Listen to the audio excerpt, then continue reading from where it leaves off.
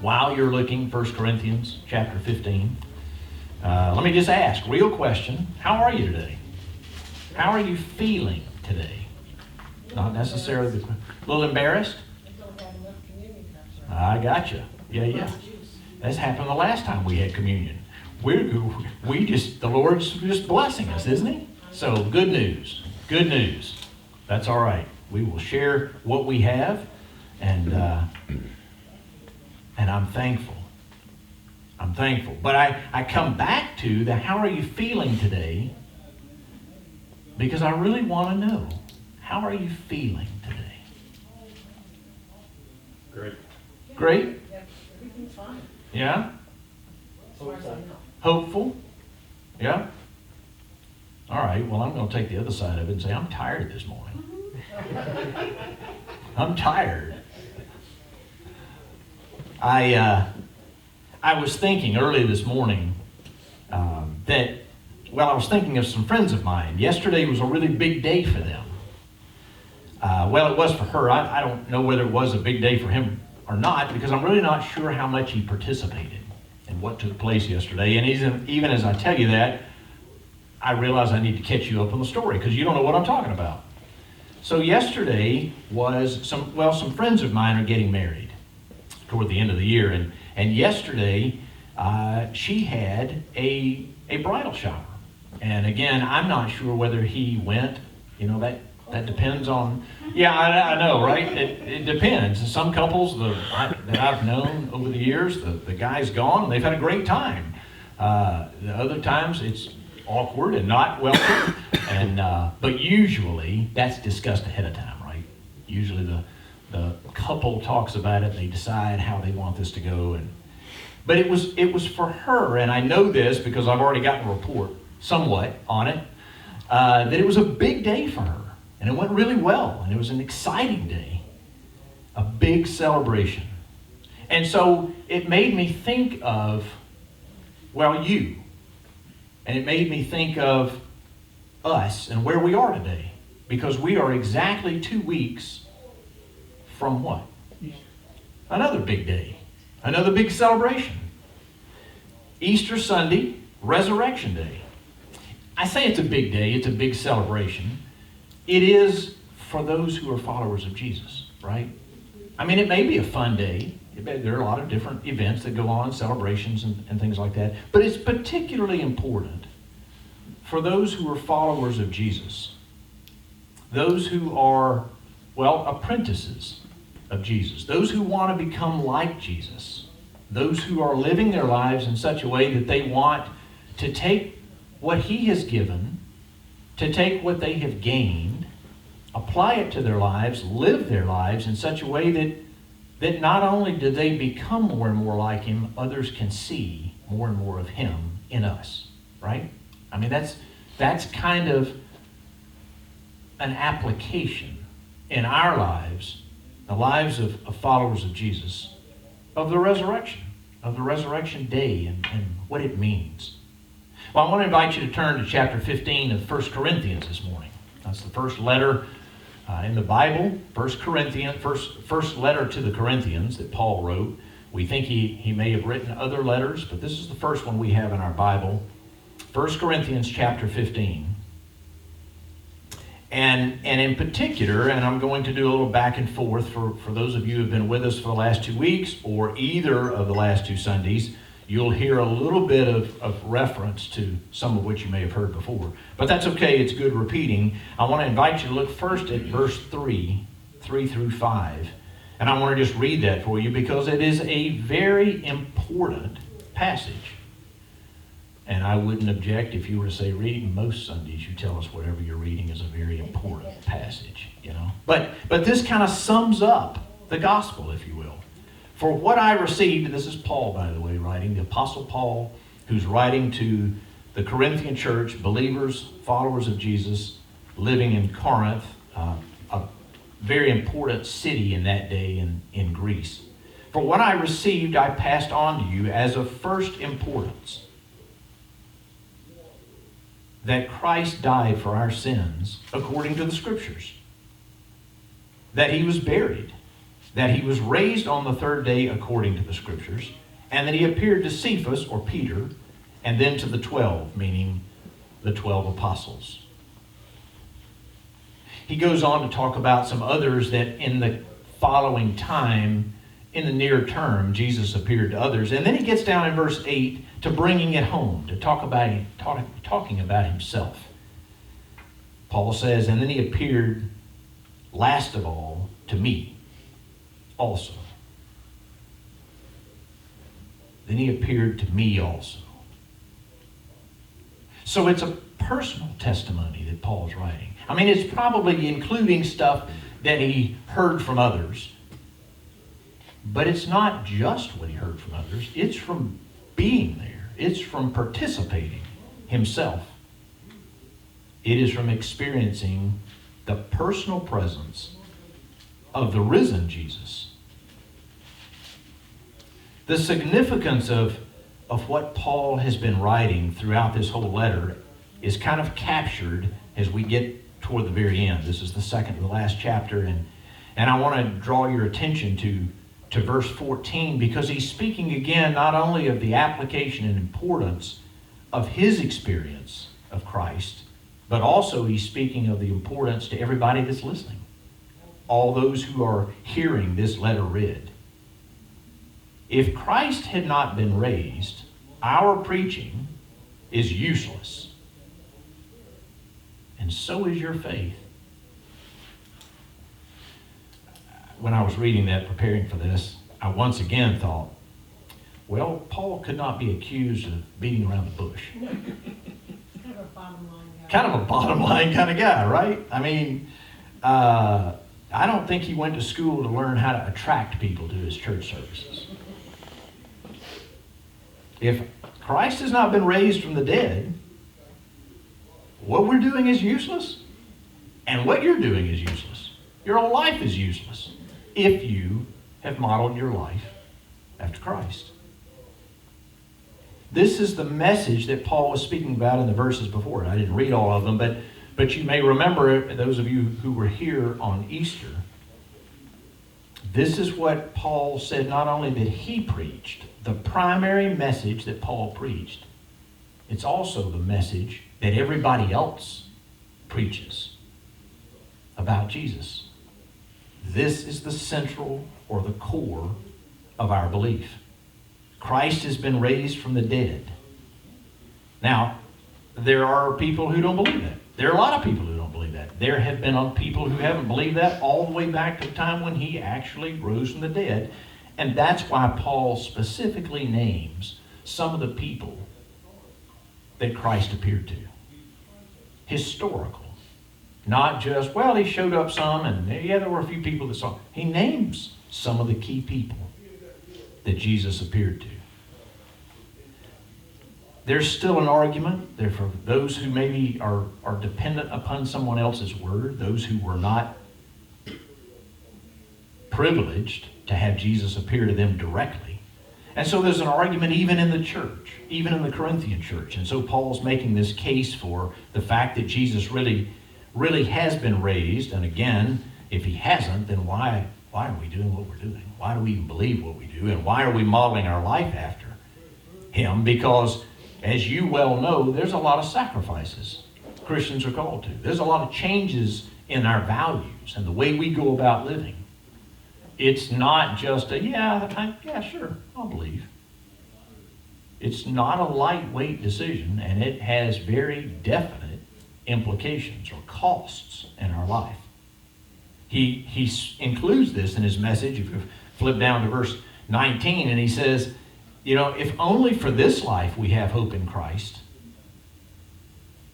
we are of all people most to be pitied. Because if Jesus didn't rise from the dead, wasn't raised from the dead, and there is not going to be anything beyond when we die, then what's the point? Now, that's not to say there isn't benefit in this life. There is. There's a huge amount of it, and if you've been with me at all, you've heard me spend more time than not talking about how important it is for us in this day and age, how important it is in your life for now, for us to live out the gospel, for us to live out the reality that Jesus is alive. But here he's wanting to point out that as important as that may be, if that's all you got, then we're probably to be pitied. Because those who don't believe would probably look at us and all the sacrifices we make, all the opportunities we give up, all the things we don't enjoy and don't pursue, and they'd say, well, why did you bother? Good question. And then verse 20. But Christ has indeed been raised from the dead. And again, Paul can say that with certainty because Jesus met Paul. Paul's not just talking about him from hearsay. So why is this important? What difference does it make? In addition to what it means for who Jesus is, the rest of that sentence says about Jesus being raised from the dead, the first fruits of those who have fallen asleep. That's Paul's way of describing those who have died who are believers, fallen asleep to be awakened, if you will, raised from the dead later on. So, again, what does that have to do with your life and my life today as a follower? Last week I asked those of you who were here to consider a couple of things. This week, to study 1 Corinthians. It's full of information. It's an important chapter. Some of it kind of strange because it's answering arguments that maybe you don't have today. Maybe others don't have. But maybe you do. And it talks a lot about not only the resurrection of the dead, but what does it look like? What is involved? Where does it lead? But the questions that I asked were two. What does God want from us now that he's raised Jesus from the dead? What does he want from us?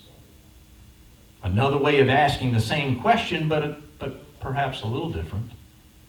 What is God expecting from us in order to win the prize? Did you think about that this week? Did you even remember? I know how that goes. Oh man, yeah, he did ask that question. What is God expecting from us? Apprentices, followers of Jesus. What is he expecting of us? And in particular, what is he expecting of us in order for us to win the prize? Now, if you were not here and you haven't seen the recording of last week's sermon, you might be asking just from this passage, what prize? I don't see anything about a prize mentioned here. And you're right, you've got to flip over to the letter to the Hebrews. So I encourage you to do that if you have just a moment. Another important point, and it applies directly to what we're talking about this morning. The prize, the writer to the Hebrews said this at the beginning of chapter 12. Therefore, since we are surrounded by such a great cloud of witnesses, let us throw off everything that hinders and the sin that so easily entangles. And let us run with perseverance the race marked out for us, fixing our eyes on Jesus, the pioneer and perfecter of faith. I'm going to stop there in the reading. Verse 2 goes on, but I'm going to stop it there for today. And I want to bring out one thing in particular to you. You know, oftentimes when we talk about this sometimes in here, different English translations use slightly different wording, trying to capture what the original language meant. When it reads in verse 1, and let us throw off everything that hinders and the sin that so easily entangles, another clear and perhaps better way to understand that or to say that is let's throw off the sin that so easily distracts. Now that, to me, maybe not to you, but that seems to speak to me. Because if I'm thinking about sins that distract me, now it puts me in touch with the temptations that many of us deal with, or have dealt with, or may deal with in the future. And it focuses on the distraction that those sins become. It focuses us on the reality that you and I, along the way in trying to become more and more like Jesus, are going to have distractions. Well, no kidding. But it's not just a distraction for momentary purposes. Maybe we get distracted in such a way that it causes us to change and not follow Jesus anymore. Maybe it causes us to change and no longer hold the values that we have anymore. Maybe it causes us to just wonder and question. And again, I don't know about you. Maybe this doesn't apply to you. But I know for me, when I'm trying to do something and yet I'm constantly having thoughts that are making me question why I'm doing what I'm doing, whether or not I still value what I'm doing, I'm not very successful in doing it. So the importance here for us today is focusing on what does God expect of us? What is He wanting from us in response to Easter, in response to the resurrection? What is He wanting from us in order for us to win the prize? And this is the prize. The prize that the writer of Hebrews is talking about is the prize of life that Jesus makes available to us. The prize of gaining life not only now, a different kind of life, a new life, a life that enables things we wouldn't have otherwise, even in the midst of sacrifice. A relationship that we would not have without the sacrifice of Christ and the resurrection, and in the life to come. I mentioned last week that some of us have additional reasons to pay attention to this prize. It's not just how it affects your life and my life. If you're a parent, it has very real implications for your kids. If you're a grandparent, it's got even more implications. And as your family grows, how this impacts your life and what you do with it can end up changing the whole direction, can end up radically influencing the values and the value of life that others, your family, experience. Well, that means something. That means something in terms of how I live my life if it also influences the lives of those of my family. And it has real implications.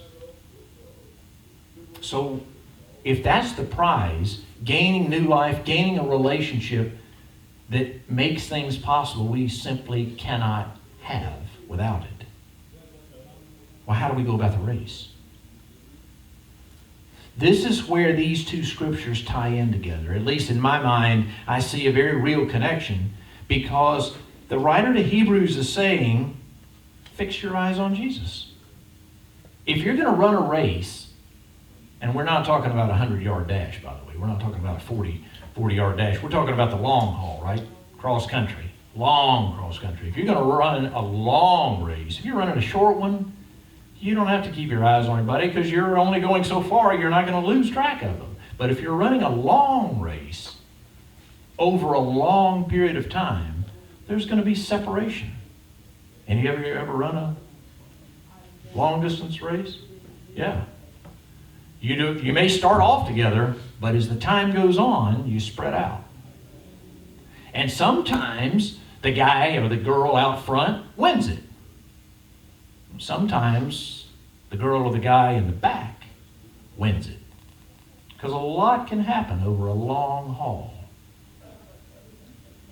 That's why it's important to know where you're headed. And in the race of life, unlike on a physical track, we don't have markers along the way in quite the same way. So we have to keep our eyes focused on Jesus. And you say, well, how are we going to do that? I mean, if he was here, like Pam is, I can watch Pam, and as Pam gets up and leaves, I can see where she's going. And even if I lose visual sight of Pam, I kind of have a general idea of where she was going. Sort of. I have no clue where Jesus is going because I've never seen Jesus like I can see Pam. So how are you going to know? How are you going to know? And yet, clearly, we need to keep our eyes on him because of what we just read in chapter 15. If the risen Jesus is the whole reason we have life, and if the risen Jesus is the one we need to keep our eyes on, well, let me ask you a question. Where do we think Jesus is going?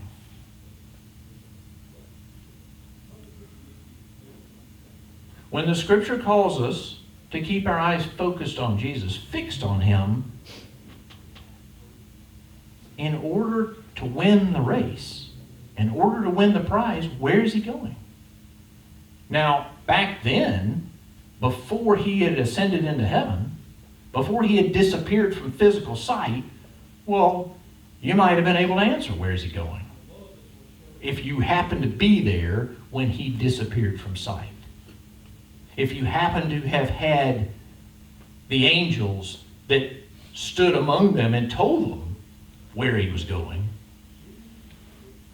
But how do you know today where he's going? Because it doesn't say fix your eyes on where Jesus went. That's not what he's talking about. We're to run the race with perseverance. What does perseverance mean to you? Real question. If you're running, you guys that are runners, if you're running with perseverance, what does that mean? Don't quit. Don't quit. What else does it mean?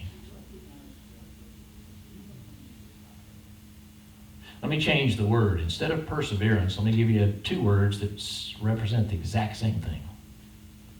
Patient endurance. Now, what does it mean to run with patient endurance? Well, I'm not a runner, right? In spite of all these muscles you can see. I'm not a long-distance runner. I'm not a short-distance runner.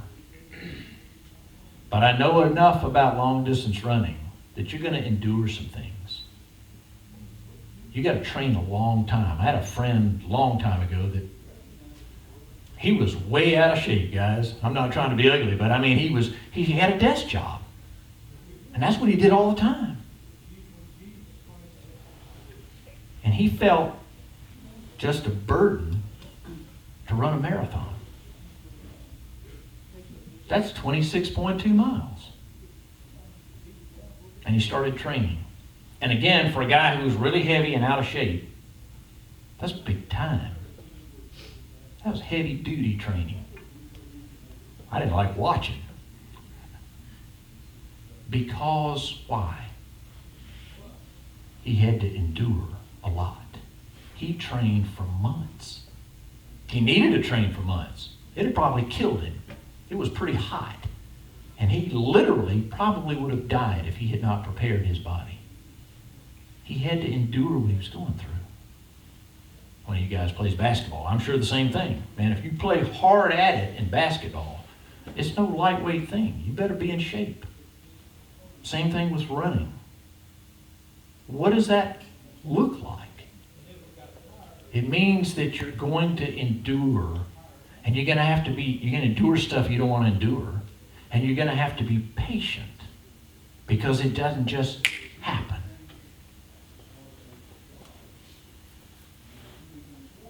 If you go back to the letter to 1 Corinthians that we're studying this morning, Paul goes on to talk about this idea of him being raised from the dead as the first fruits. which means, obviously, he's talking in harvest language. That's the beginning, and he's expecting a big harvest to come, which is a way of Paul saying Jesus was the firstborn, and those of us who have accepted Jesus as Lord and Savior, and have accepted that what he did, his sacrifice, enables me to be a follower of Jesus in order to have life, well, that means that I'm going to follow him. And if Jesus had to endure a lot in this life as one of us, well, then you and I are going to have to endure a lot in this life as one of us.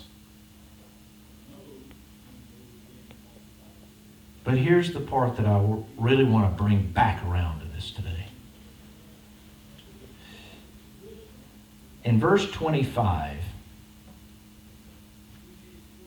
Paul writes, in 1 Corinthians 15, in case you lost where I was, 1 Corinthians 15, verse 25. Paul writes, for he, and he's talking about Jesus, he must reign. This is after the resurrection. This is after the ascension into heaven. This is after God seating Jesus at the right hand and giving him all authority in heaven and on earth. Paul writes, he must reign until he has put, he being God, until God has put all his enemies under his feet. That means all authorities. That means all powers. That means all anything and everything everywhere. Not just on earth, but in the heavens, in the cosmos. That means all beings, human and otherwise, all have to be put under the lordship of Jesus Christ. Except the one who puts all things under him. And that's God the Father. And Paul acknowledges that at the end of this section down in verse 28, I guess, that after this has all been done, Jesus will turn around and hand this kingdom who is now all worshiping God. Jesus will turn over his own control and give it back to the Father. Okay, so bring it back to you and me. What is God expecting from us? He's expecting us to run with endurance, patient endurance. But we have one who has gone before us and who is at work putting all his enemies underneath his authority. What that means is that for us today, all authorities that are against us don't just disappear, but their day is coming. That's a guarantee. That means as we're running the race and we're enduring all the difficulties along the way, doesn't make the difficulties go away, but it reminds us and it encourages us to remember that we have one who eventually will defeat all of them. And we too will be raised from the dead to enjoy all the glory, all of the life of richness and joy that comes when Jesus fully reigns. We're going to talk a lot more about this in the coming weeks. We're going to talk more about the implications of this in day-to-day living. We're going to talk more about what does it look like today, now, no matter who you are or what stage of life you're in or what you're encountering, like for us to follow one that, granted we can't see him, well, we can't see him with these eyes, but we can see him with the eyes of faith. What does it look like? What difference does it make in how we live? It makes all the difference in the world. It is a remarkable gift. And while there are Christians in the world, frankly, most of them are in some very deep and dark places of the world that you and I don't want any part of.